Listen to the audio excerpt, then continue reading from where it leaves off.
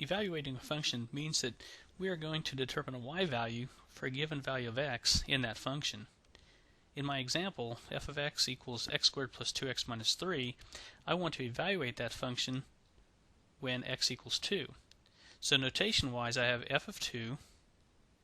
I can replace each of the x's with 2 and simplify.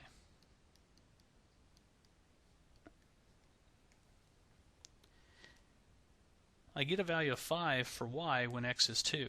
In other words, I have the point 2, 5.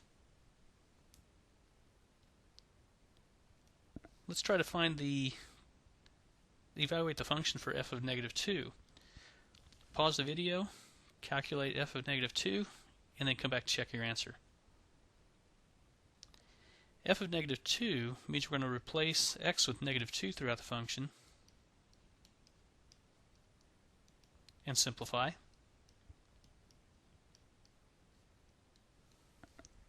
And I get a value of negative 3. In other words, negative 2, negative 3 is a point on the function. And also calculate or evaluate f at 0. Pause the video, evaluate, and then come back to check your answer. If we replace the x's with 0 and simplify,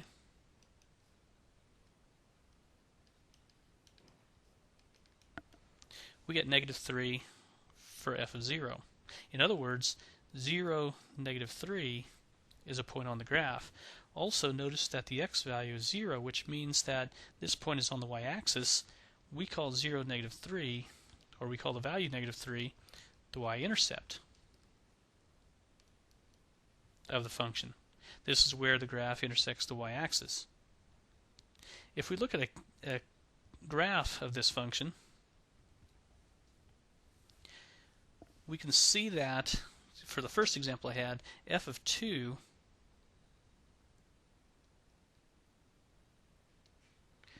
if I go over to a value of 2 for x, I can go upward to 5.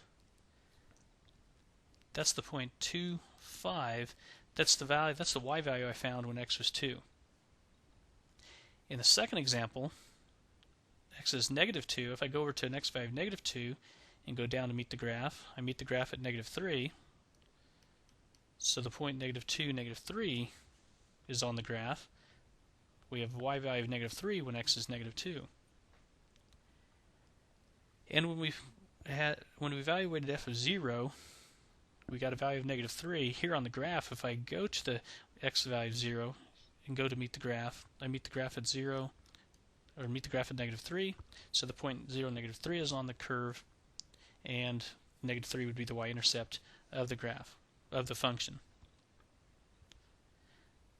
So here are some of the ideas that tie back to the pretest. For more practice, go back to the pretest and look at the examples, or look at the 3 problems that were given to you on the pretest.